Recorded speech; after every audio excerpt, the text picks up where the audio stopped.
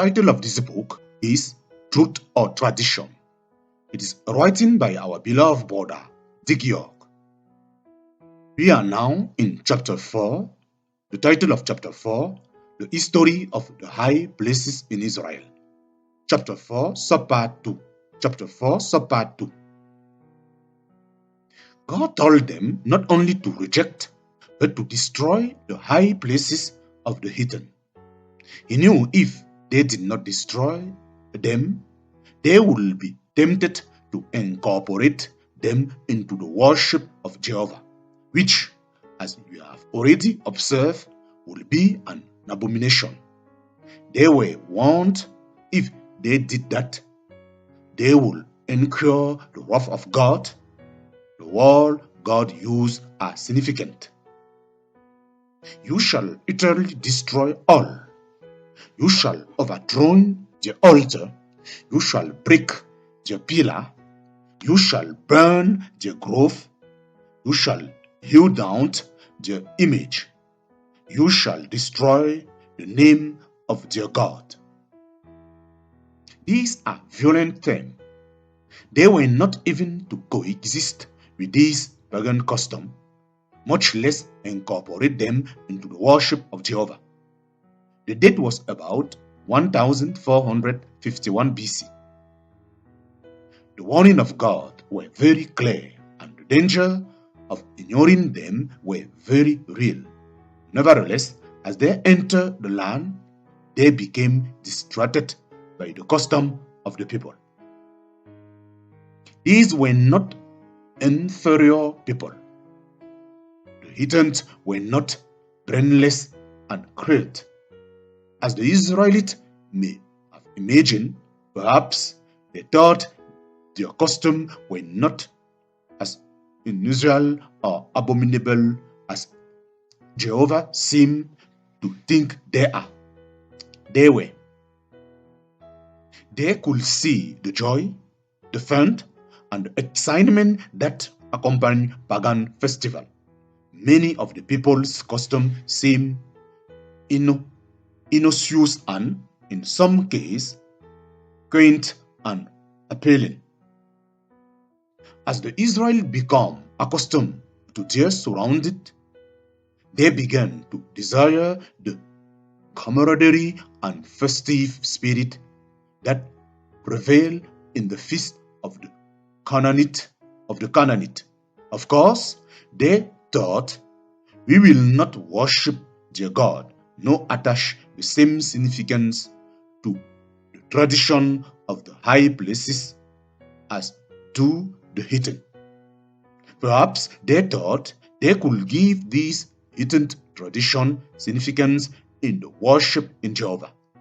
They forget that God's law specifically forbid any adaptation of heathen tradition. God has specific ways. Although God is gracious and slow to anger, and therefore judgment was deferred, their disobedience was a virus that eventually determined the spiritual health of Israel and brought about its demise. Many years went by, and the tradition of the high places became more entrenched. As one generation followed another, the people began to take for granted that worship in the high places was actually part of God's plan. Each succeeding generation became less aware that God had said they should destroy the high places. 436 years passed before King Solomon mounted the throne of Judah. It was in his reign that the glorious temple in the city of Jerusalem was built. But as noted earlier, even though the temple now stood in that holy city, people throughout the nation practiced the tradition they had learned from the heathen. They still burn incense in the high places. Solomon himself worshipped in the high place, in the high place. Will you try to tell an Israelite in Solomon's day that worship in the high place was ungodly, was contrary to the law of Moses, and had already been designated an abomination by Jehovah? Will they believe you when the king himself practiced those traditions and they had been part of the custom for 436 years? Will it not seem foolish to stand upon the law of Moses and reject the high places, the altar, the tree and grove which had been acceptable to generation of Israelites before you? Will the people not say, are we not as spiritually healthy as the head of our state, King Solomon, the chosen king? In our Bible, however, we can review the history of Israel and put it in perspective.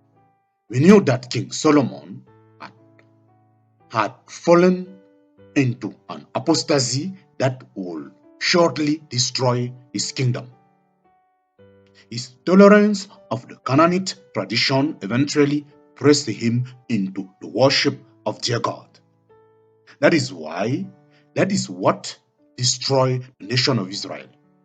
Not its form of government, nor its economy, but its gradual and ultimate rejection of the authority of Jehovah in favor of appealing heathen tradition.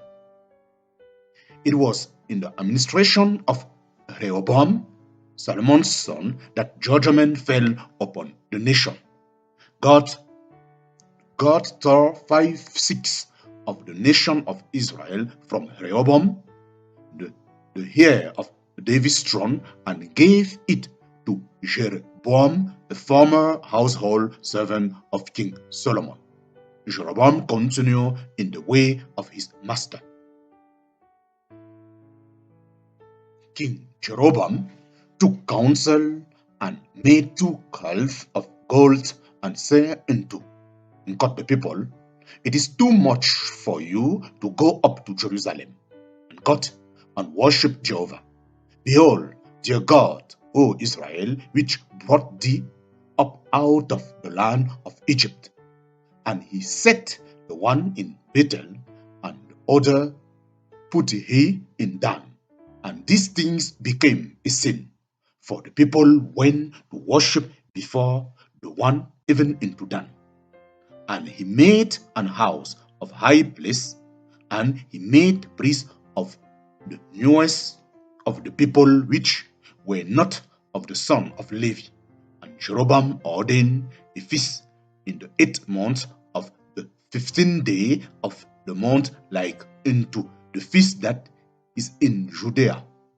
And he offered upon the altar.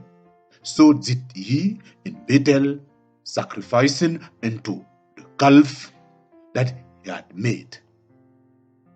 And he placed in Bethel the priest of the high place which he had made. So he offered upon the altar which he had made in Bethel the 15th day of the 8th month, even in the month which he devised of his own heart, and ordained a feast unto the children of Israel, and he offered upon the altar burnt incense. Israel's decline was gradual but terminal. From the time they refused God's commandment to learn not the way of the heathen, to the time they were finally carried away captive by the king of Assyria, nearly 725 years elapsed. What began as tolerance of the tradition of the heathen ended in Israel's worship of their God, making a priesthood of the high places of the heathen, making feasts of the Lord on date they pull from their own imagination. None of these in any way could receive the blessing of God. What a lesson to us in our generation, not to adapt date and time that God has not ordained for the celebration of feast that God has not commanded, but which we ascribe to the birth, death, or resurrection of his son Jesus. What a lesson to us in our generation, not to adapt date and time that God has not ordained for the celebration of feast and God for the celebration of feast that God has not commanded, but which we ascribe to birth, death, or resurrection of his son, Jesus. In